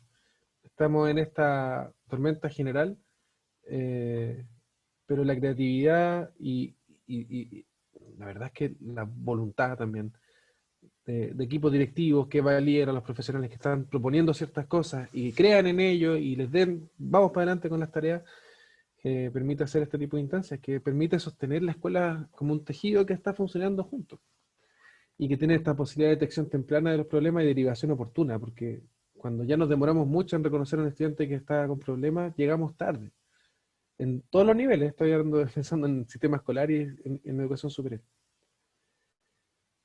Fabiola, no sé si hay algo más porque se prendió el chat, pero no lo veo. Hay varias preguntas, pero yo creo que más o menos relacionadas con lo que hemos estado hablando. Yo creo que Dale, podemos continuar. avancemos. Avancemos un poco más. Eh, bueno, muchas gracias por las preguntas y la participación, porque hace que este espacio sea también más compartido. Eh, un poco, hay una pregunta, ¿cómo convenzo al director? Aquí hay distintas razones por las cuales involucrar a las familias con las cuales es importante, que valían antes de la pandemia y yo pienso que siguen valiendo en este tiempo presente. Esta alianza, la relación escuela-familia, ofrece ventajas o oportunidades para las escuelas, para las familias, para los niños, niñas y adolescentes y para la sociedad. Son como distintos niveles de actores que se ven beneficiados. Esta es una ilustración de Sol Díaz, que una dibujante que ilustró el material de UNICEF que le hemos referido. Y claro, le pedíamos que hiciera una representación de un ideal, pues, como un grupo de profesores en el lado de la escuela que se vinculan, se enlazan con las familias y están estos territorios que están conectados. La participación familiar organizada aporta el fortalecimiento de la democracia. Por eso los beneficios sociales de la sociedad en su conjunto, porque para poder participar y creer que vale la pena participar, y estar presente y preguntar, cuestionar, tienes que haber tenido alguna experiencia personal de haber participado. Por eso es importante que haya centros estudiantes en los colegios, centros de alumnos, centros de estudiantes. Y los centros de padres y de apoderados también permiten a las familias tener la posibilidad de desarrollar proyectos, levantar el territorio, poner necesidades que las autoridades no están viendo, anunciar a tiempo problemas, cosas que se puede reaccionar de buena manera. Entonces, y aprender de esa forma también te puede permitir aprender que la democracia o la participación es algo relevante. Cuando la relación escuela-familia es potente, están en alianza, la protección de todos los derechos de los niños, niñas y adolescentes se ve satisfecha. Es más fácil reconocer cuando un estudiante está sufriendo algún tipo de maltrato, y es aún más fácil promover su mejor desarrollo, incluir su voz también en las decisiones. La Convención de los Derechos del Niño considera que los niños, por su condición de desarrollo, gozan no solo de los derechos que tienen los adultos, sino también de derechos especiales, y todo lo que es derecho del niño es deber de las generaciones adultas. Y estas generaciones están representadas en 3 niveles, que son la familia, la sociedad, y en este caso la sociedad y el Estado. Y ahí está la escuela, entre la sociedad y el Estado. Hay escuelas que son los privados, dependen más de la sociedad civil, y otras que son del Estado o públicas. Pero en ese marco están los adultos que son responsables de garantizar y hacer valer los derechos de los niños, niñas y adolescentes. Y esta relación escuela-familia es una estrategia importante para poder sostenerlo. La relación escuela-familia tiene por objetivo el pleno desarrollo de niños, niñas y adolescentes. Y aquí va a ser un pequeño desvío teórico que un enfoque que justifica por cómo se constituye el desarrollo de las personas. Y en el tiempo que tenemos, sí, alcanzamos. Es una afirmación fuerte en el sentido de que es categórica, que ni el desarrollo ni los resultados académicos de los estudiantes ocurren en el vacío, no dependen solo de los estudiantes. Y en este marco de pandemia es más que evidente que si bien es en un estudiante donde uno verifica los resultados de un proceso de aprendizaje, si le fue bien, si le fue mal, si aprobó el curso o lo reprobó, esto no equivale a considerar que el aprendizaje, como el desarrollo, sean procesos que se pueden explicar de modo autosuficiente por procesos internos del individuo. En ese sentido, lo que quiere decir esta frase es que cuando uno toma un curso en marzo y termina con ese curso en diciembre, cuando no conoce ese grupo de alumnos, uno ve un grupo de alumnos. No están organizados, pero después de someter ese grupo a actividades, a tareas, a pruebas, a evaluaciones, ese grupo puede quedar legítimamente ordenado en términos de los que tuvieron mejor rendimiento y los que tienen peor rendimiento, y los que pueden, por tanto, repetir el curso o aprobar el curso. Que se verifique, que haya un estudiante que uno diga, ese es el mejor alumno del curso, la explicación de su mejor rendimiento no reside solo en el estudiante, en que es brillante, en que es talentoso, en que es un genio o genia, sino que hay que buscar cuáles son las relaciones y los soportes familiares que tiene, que permiten que se desarrolle y que tenga el logro que tiene hoy en día. A lo largo de toda la vida somos dependientes, entonces aquí lo clave es sostener la interdependencia social, cultural, para el desarrollo individual. Cada uno de nosotros ha llegado a donde ha llegado en términos laborales, en términos de vida, en términos de relaciones sociales, gracias a que hay muchos otros que nos cuidaron, nos amamantaron, nos enseñaron a caminar y nos condujeron. Y cada uno de ustedes puede hacer recuerdos de profesores o momentos de vida en que alguien te dijo algo y te ayudó a pensarte de una forma distinta y tomar una decisión que fue mejor que la otra decisión posible que había en ese mismo momento. Entonces la interdependencia es fundamental. Y la interdependencia se puede pensar desde estos distintos sistemas que rodean a las personas, desde la cultura, un poco parecido a la imagen inicial, la cultura, las ideologías disponibles, hasta las relaciones cara a cara, que son las del microsistema. Las relaciones en que los estudiantes se juntan con su familia o con sus profesores. Y la relación del mesosistema, que sería como el segundo nivel de este esquema, son las relaciones articuladas entre distintos microsistemas. Entonces, cuando la relación entre los actores con los que los niños y niñas se encuentran cara a cara en la escuela son articuladas y potentes con los actores con los que los niños y niñas se encuentran en la familia, o sea, entre esos dos niveles, hay buena relación, entonces el desarrollo de los que están al centro, los niños, es más potente, porque están siendo conducidos por 2 o más actores hacia un mismo objetivo de desarrollo.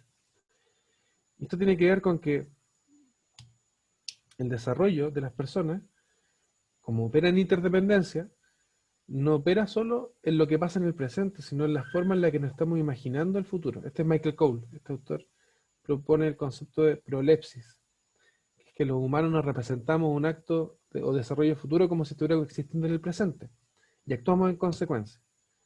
Entonces, es súper importante la pregunta que hacía el colega, no, no recuerdo el nombre, porque que hablaba sobre el efecto Pigmalión, Fabiola, pero refería a las familias que no creen o no se involucran en la educación porque no creen en las promesas de la educación, en lo que le está ofreciendo a los niños. Todos los humanos tenemos la posibilidad de trabajar. No sé si se escucha, mi hija está corriendo por allá. Nos vinculamos con los niños y las niñas desde un rol de cuidadores, por ejemplo, en esta imagen, imaginando algún futuro. Piensan en las piezas de su hijo o hija, si tienen hijos, o de sus sobrinos o sobrinas. Cuando nacen tienen letras y estampadas. Hay unas alfombras de goma eva con letras. ¿Por qué tienen letras? Porque esperamos que algún día las ocupen y aprendan a leer y escribir. Y tienen letras típicamente en este tipo de letras, no caracteres japoneses, porque estas son las que vamos a aprender en esta cultura. En el marco de la relación familia-escuela, las imágenes de futuro que se construyen en las familias pueden depender o de la vida de las familias, o también de lo que las escuelas le comuniquen a las familias que son futuros posibles y deseables para su hijo. La gente va a trabajar en relación a estos niños o niñas en tiempo presente en función de ese futuro imaginado. Cuando sea un futuro que más personas te dicen, tenemos que trabajar para allá, entonces vamos a hacer más cosas pensando en llegar hasta allá. Eso es una propiedad específica de los seres humanos, que somos sociales en el sentido de que utilizamos la cultura para tender la mano dentro del pasado cultural, proyectarlo en el futuro y luego traer ese futuro conceptual de vuelta al presente. Cuando las mamás o el papá piensa que quiere que pase algo con su hijo o hija en el futuro, va a su propio pasado. Y en su pasado otros hicieron cosas con ellos para que llegara a ser quien es, y sobre ese pasado construye acciones de futuro. Cuando el futuro que se le está proponiendo a los niños y niñas y adolescentes del tiempo presente es un futuro que la gran mayoría de los chilenos no experimentó como posibilidad cuando eran niños, de entrar a la educación superior, formarse, más allá del cuarto, del octavo básico. Entonces es mucho más difícil imaginarse esos futuros que la escuela y el sistema está diciendo que son los deseables. Entonces que la escuela se vincule con la familia y oriente y apoye y comunique son más relevante. Les dije que iba a ser breve esta pequeña aproximación a desarrollo, pero lo importante de toda esta sección es que el desarrollo entre los humanos es interdependiente. No pasa por la voluntad o el talento individual o las ganas solamente. Pasa por la construcción de estrategias de apoyo emocional, estrategias de colaboración y de cuidado. Y esos son siempre uno a uno.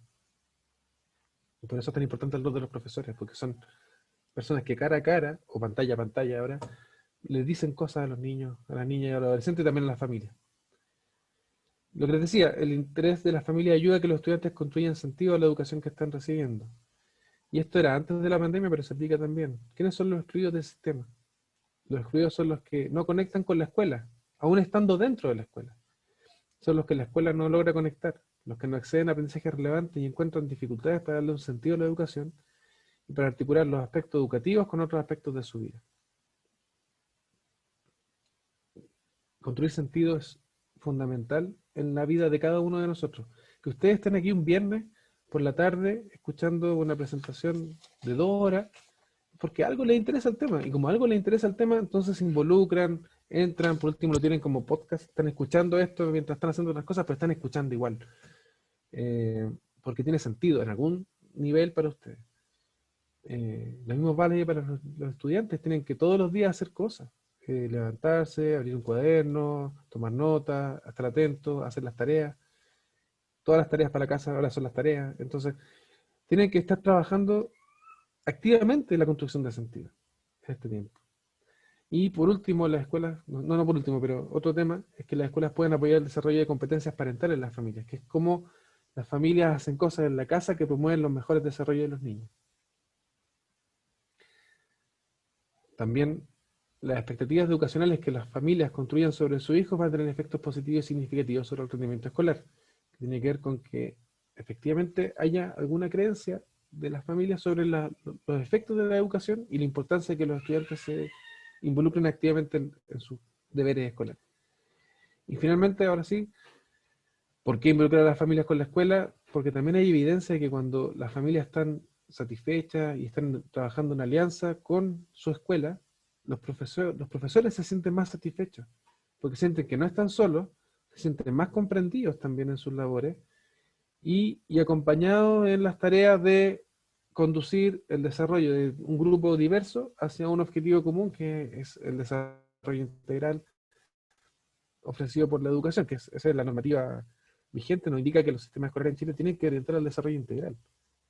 No solo uno o dos cursos, desarrollo de la personalidad, desarrollo emocional, cognitivo, espiritual incluso.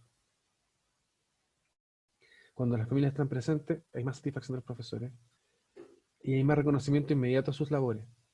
Esta experiencia de profesores jefes con los que he trabajado varios años, que reportan cuando empiezan a cambiar ciertas estrategias de vínculo en las relaciones de reuniones de apoderados, esa despedida de las familias que se van agradecidas, le dicen muchas gracias, como está haciendo bien la pega, es como un impulso para poder sostener la labor también.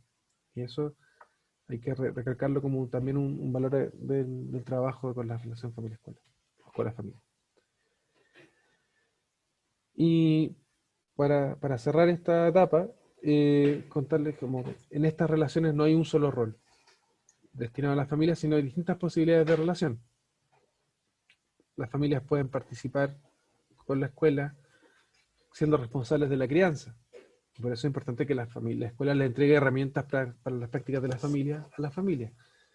Las familias como educadoras, las familias apoyando los procesos escolares, las familias como agentes de apoyo voluntario, cuando las familias van, un grupo y dice, oye, podemos pintar la escuela, podemos arreglar el jardín. O me acuerdo un apoderado que era carpintero y abrió un taller de carpintería para los apoderados y apoderadas. Y lo ofreció en la escuela y le prestaron la escuela para poder hacerlo. Realmente ustedes tienen muchos ejemplos también en mente cuando estoy contando esto. Esto tiene distintos niveles. Familias como parte de la comunidad escolar, que tiene que ver con eventos, días de la familia. eh, hay una escuela que hacía todos los fines de año una fiesta para la familia, y era solo para las familias, no para los niños niñas. Y era para poder tener la oportunidad de estar todos juntos, bailar y pasarlo bien. Como te generar afectos positivos con la escuela, más allá del trabajo docente. Están las familias como agentes con poder de decisión, que son las familias a nivel de equipos directivos, de consejo escolar, de centros de padres. Y las familias en coordinación con la comunidad local y formando redes con la comunidad local en línea con activar todos los servicios municipales o territoriales que puedan aportar hacia la escuela o que la escuela los deriva a las familias para que también lo ocupen como recurso para sostener a sus niños. Ahora, en el tiempo presente, estos roles están mucho más acotados al trabajo en casa y con una hipertrofia de la exigencia. Esto ya lo hablamos antes.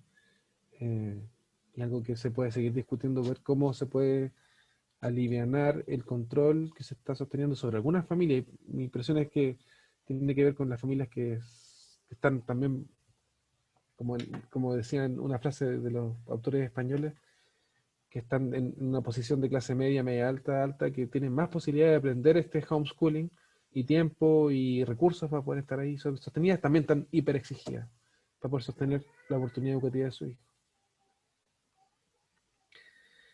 Eso con razones, son distintas razones, y tenemos que ir un poco más rápido, quizá, de lo planificado, pero para alcanzar a ver, después de esta última ronda de preguntas, algo del material que les quería comentar. No sé si hay más preguntas, Fabiola, por ahora. Sí, tenemos Podríamos juntar unas dos. Elige dos, por favor. Ya. Una es de Carolina Santibáñez, dice Gonzalo, para muchos niños el colegio es un espacio protector de refuerzo positivo y rutina. ¿Cómo poder extrapolar este espacio contenedor y mantenerlo desde la pantalla? Aprovecho de enviarte saludos.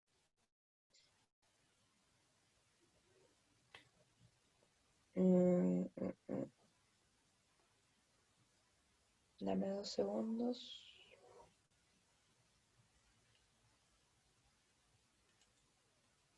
Si quieres, mientras selecciono otra, pues Ya. responder eso. Eh, Aproveché justo mirar el chat y el material de UNICEF lo voy a mencionar al final y Fabiola también les va a compartir en el chat el link para que lo descarguen desde el Ministerio de Educación y de UNICEF. Así que lo van a poder descargar los que llegaron más tarde. Elizabeth, que te vaya bien. Y Dariolet pregunta si le enviaremos la presentación y yo creo que sí. O sea, ustedes tienen en la Universidad de Desarrollo tienen los correos, así que pueden enviar la presentación a los que asistieron Sí, sin dificultad. Y cómo es el, bueno, sí, parte de la discusión de la necesidad de reabrir las escuelas tiene que ver con restituir el espacio protector de rutina y vínculos positivos que la escuela permite, como en términos de oportunidad. Eh, en la medida en que cada profesor pueda tener conversaciones, y esta experiencia de Santo Domingo que nos comentaban hace un rato me pareció súper interesante, diálogos con la familia, de acompañamiento y protección, digamos, de algunos derechos, eh, es una forma de sostener eso vivo. En la lógica de la rutina, quizá lo más importante es que hayan ciertas certezas sobre qué va a pasar cada semana con los cursos y con los ramos. Eh, Se quejaban algunos estudiantes de San Felipe y los Andes que en algunos cursos cuando llegaban 4 estudiantes que se conectaban, 4 o 5, a una clase de 30, se suspendían las clases. Y, y lo ideal sería sostener las actividades para los que lleguen, porque ellos están buscando una rutina y después tratar de como expandir esa rutina para todos. Y hay cosas que he visto, que me han comentado colegas que están haciendo algunos colegios, que es dar como eh, identificar dentro de un curso a los grupos de pares de referencia de mayor interés, los amigos, digamos, los grupos de amigos que estaban constituidos previamente, y generar eh, encuentros. Se junta el curso completo y después los dividen en grupos para que tengan ese espacio como de recreo, de conversación libre, sin ninguna tarea que cumplir, sin tener que dar cuentas de lo que pasa en esa conversación, y sin que los adultos estén dentro de ese espacio. Pero sí, la plataforma Zoom, por ejemplo, permite eso, de juntarse y dividirlos en grupos. Buscar, y cuidando además de que no haya ningún estudiante que se quede sin grupo. O sea, es un trabajo súper de joyería, pero que permite sostener parte de lo que pasa, no en la sala de clase, sino que fuera de la sala de clase, que es como el ruido, no sé si, no, cada vez que uno pasa cerca de un colegio, a la hora de almuerzo uno escucha el ruido, ¿no? Ese ruido ya no se escucha. Algo de eso se puede restituir con estas plataformas. Por ahora, todo esto que estamos haciendo es de emergencia, no es para siempre. Hay cosas que estamos aprendiendo ahora que quizá queden como para un futuro como herramientas para algún tipo de docencia mixta, pero en el marco de emergencia hay soluciones de emergencia. Y estas son algunas de las que yo he visto, que es restituir una posibilidad. Fabiola. en esa misma línea, Muñoz pregunta, ¿cómo humanizar los espacios digitales? Difícil. Eh, sí, sí, lo que yo he visto y que lo nombran los estudiantes de pregrado, de doctorado y de enseñanza media, y por eso mi dificultad mayor es pensar cómo se podría hacer con los cursos de básica. Eh, es generar como espacios de toma de contacto al comenzar las clases, cómo están, qué ha pasado, eh, saludémonos con las cámaras, y después las pueden apagar, pero veámonos un rato. Eh, ese primer nivel, el nivel de la sala de clase y cómo esa sala de clase se convierte en un espacio vital y no un espacio en que se abre la cámara y empieza una conversación, un soliloquio del profesor. Hay muchas opciones de trabajo en grupo que permiten también como que los estudiantes, me tocó hablar con estudiantes de primer año de universidad que no se habían conocido con sus compañeros y no habían tenido, estamos hablando de mayo, no habían tenido ninguna instancia de conocimiento entre ellos en esa carrera. ¿Y cómo hacían los que no conocían a nadie de antes de la universidad? Le escribían a las pantallas en negro por chat interno como, hola, ¿tienes grupo? ¿Cómo te llamas? O sea, teniendo que hacer estrategias que desde el lado de la institucionalidad se pueden también construir. Eh, Se pueden favorecer espacios de conversación. Y ahí horarios que no sé si se están respetando o cuidando en el tiempo actual, que son los espacios de orientación o los de jefatura de curso, de consejo de curso, que podrían ser activados como espacios para que haya encuentro entre los jóvenes, diálogo. Yo trataría de buscar cuáles son los espacios que antes teníamos en la escuela y que podrían ser restituidos ahora, quizás en detrimento de algún contenido, pero hay una profesora en la Universidad Católica que la Judith Scherer que ha sostenido este semestre, este año, al menos que este es un periodo de contención más que de contenido. Los contenidos tenemos que pasarlos, pero nadie va a poder aprender si está con un malestar profundo. Tiene que estar primero en bienestar, al menos sostenerse, eh, y desde ahí avanzamos. Eso, eso. Em, Creo que estamos, ¿no? 25. Nos quedan unos 5 minutos, Ujú. más o menos. Sí. Ya, voy a contarles entonces del material de UNICEF y del Ministerio de Educación que he mencionado en el camino. Y ahí está. Ahora veo esta foto y digo, ¿dónde están las mascarillas de estas personas? Digo, ahora veo el mundo distinto. Oye, ¿cómo andaban sin mascarilla? Aquí estoy en una escuela en el Maule, en San Javier, entregando el material, porque el material se hizo, se imprimió y se entregó a escuelas públicas de Chile. Y tiene que ver con lo que contaba al principio, un poco el camino que he hecho en el tema familia-escuela. Partió en UNICEF, en Conchalí, en este material que hicimos con Luz María Pérez y Sierra Cortés en 2007, que se elaboró con los profesores jefes de Conchalí y después se empezó a difundir. Después se hizo una edición en 2011 y en 2014, que serían esta otra portada de la derecha. En 2011 ya lo tomó el Ministerio de Educación y lo empezó a utilizar como estrategia general. Y en 2016 sacamos la última edición, que son 3 tomos. Y Fabiola le va a pegar en el chat el link de descarga de la página del Ministerio de Educación. Sí, lo acabo Y de volver a pegar. buenísimo. Y, y todo esto es un material hecho para trabajar las reuniones de apoderados y algunos temas con la familia. Pero pienso que en la contingencia puede ser tomado y tiene que ser necesariamente adaptado a algún formato digital, pero es posible. Y el primer libro, el tomo uno, es más teórico, claro, tiene mucho de lo que conversamos hoy día.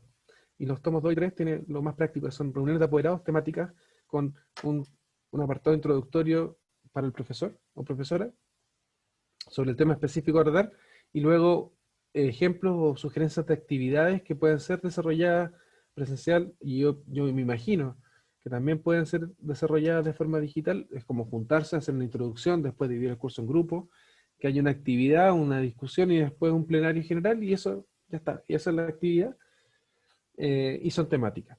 Entonces el primer tomo tiene estos capítulos, que es un poco la introducción, que es lo que vimos hoy día, del sentido, la historia y los procesos de la relación escuelas-familias.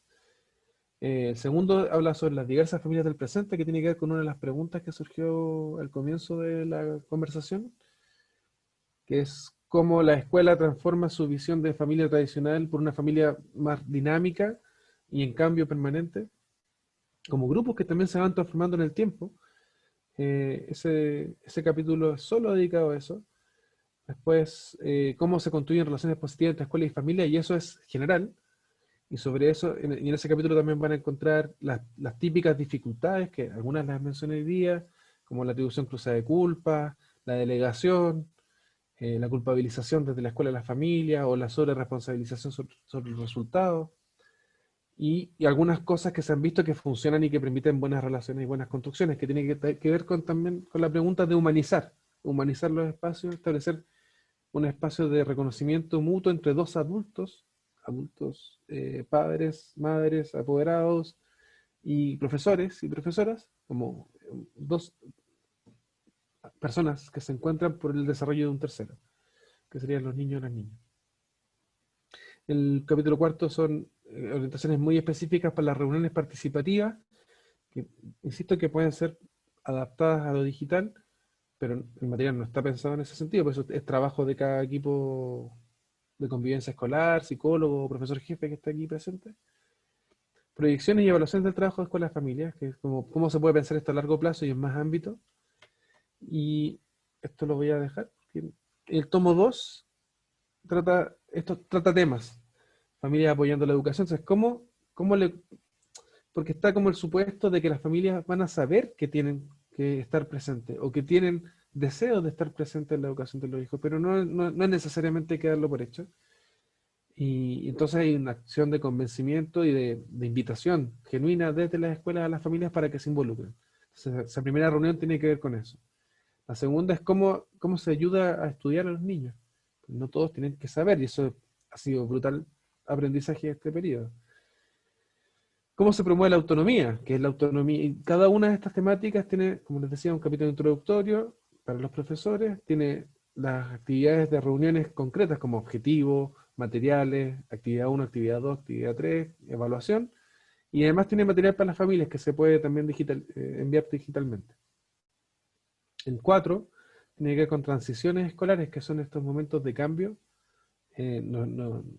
por norma que ocurren en los colegios, que no necesariamente se prepara de la forma más satisfactoria a los niños, ni a las familias. Por ejemplo, el paso de kinder a primero básico, cuando los niños dejan este espacio de juego, de colores, de canciones para ir al baño en grupo, al espacio escolar en que los sientan en fila y tienen que estar tranquilos y sentados durante mucho tiempo. Yo he visto en observaciones en terreno como un profesor que habla y otra profesora auxiliar que se encarga como de hacer que los niños se sienten bien y estén regulados. Cuando hace, no sé, pues esto fue en marzo y en diciembre estaban jugando y corriendo y cantando. Entonces, esa transición tiene que ser acompañada y podría ser mucho más graduada, igual que la de cuarto a quinto básico, o la de octavo a primero medio, o la de cuarto medio a lo que sea, al mundo del trabajo, a la educación superior técnico, profesional o universitaria. Esos momentos de transición son fundamentales y son complejos para las personas.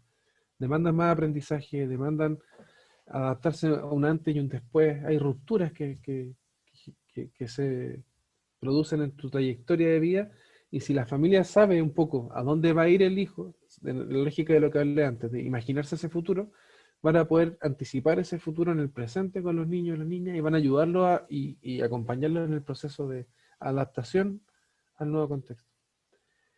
Hay una sobre convivencia escolar en general y otra sobre matonaje escolar o bullying en específico.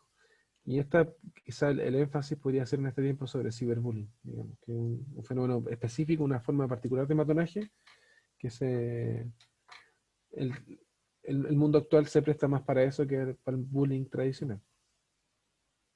Y en el último libro, los temas son más de bienestar general. Hay una sobre alimentación y vida saludable, otra sobre sexualidad, afectividad y género, otra sobre prevención del maltrato infantil y otra del trabajo infantil y del consumo de drogas y alcohol. Y cada reunión también tiene diferencias por grupo de edad, entonces pueden encontrar cosas que sirven desde pre-kinder adelante y algunas que son pensadas más en enseñanza media. Y son de descarga gratuita, son públicos, entonces por eso me parece importante, y sé que no son tan conocidos, porque para llegar a ellos en la página del Ministerio hay que darse unas vueltas, llegó a muchas escuelas, pero en formato físico, eh, pero en algunas escuelas llegó, esto pasa con todos los materiales, llega y alguien te tiene que contar para qué sirve eso. Entonces hay escuelas donde tomaron el libro y quedó guardado, y otras escuelas donde llegó, lo tomó un equipo psicosocial y lo hicieron vivo. Es una herramienta y las herramientas requieren ser mediadas. Entonces, si ustedes están acá, están interesados en este tema, me imagino que les puede ser de utilidad. ¿Alguna advertencia? Este material no es un programa, sino que son herramientas acotadas que pueden ser adaptadas por cualquier escuela eh, a su realidad, a sus tiempos, a su proyecto educativo, sus necesidades específicas y en este caso al contexto pandemia. Y eso, ese es el desafío. Ojalá que lo puedan adaptar y si alguno de ustedes lo ocupa y quiere contarme después cómo les fue, yo feliz, porque es como, son harto tiempo y energía a la que hemos dedicado yo y más gente, los que trabajamos en estos distintos materiales y nos interesa saber si funciona o no funciona, qué se puede mejorar, pensando siempre en alguna adaptación. Muchas gracias por el interés. Yo sé que estamos ya en el tiempo, Fabiola, pero como partimos un poco después, quizá podríamos responder un par de preguntas. No sé. Tú eres la moderadora. Host. Sí, mira, había una última pregunta yo creo que podemos responder justamente respecto a los jardines infantiles, la educación parvularia. Ali Tapia dice, sobre relación familia-escuela, ¿cómo ves el trabajo desde la educación parvularia? Los años de trabajo con la familia son acotados, 3 a 4 años. Son una exigencia enorme, sobre todo pensando que las familias en los jardines infantiles se vinculan menos que en las escuelas.